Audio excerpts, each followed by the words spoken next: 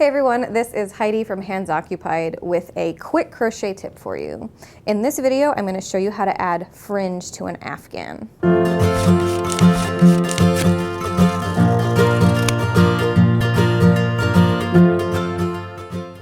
The first thing you need to do when you're going to add fringe to a project is make the fringe.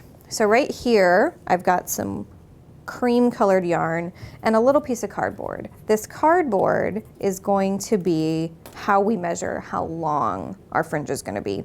So if you want longer fringe, you're going to need a longer piece of cardboard or even an entire ruler. But for demonstration's sake, we've got this little piece of cardboard right here. So we're going to hold one end of our yarn around the cardboard and start wrapping it. This is not unlike the process for making a tassel, if you've ever made a tassel before.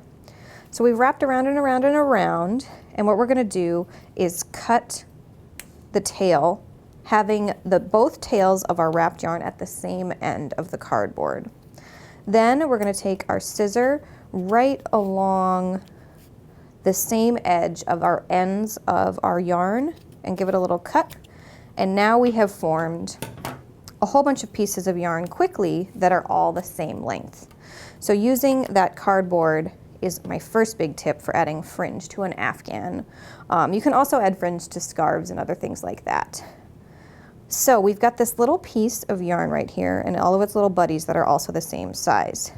You're also going to need a crochet hook for this to turn out well. So we're going to start right here in the first chain at the edge of our Afghan. I'm just using this little rectangle to demonstrate. We're going to put our hook through that and catch the center of our piece of yarn. Then we're going to catch both tails and pull them through. Then to finish, we just tighten those two tails on the edge of our work, and now we've got a little bit of fringe. Let me show you that process one more time.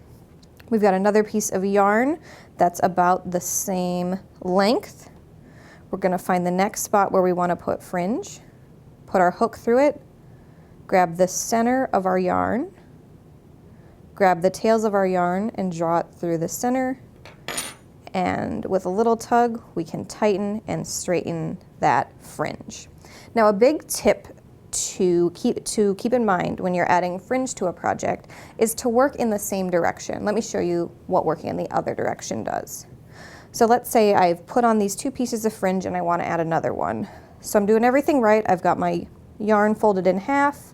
I've found the correct space to pull it through.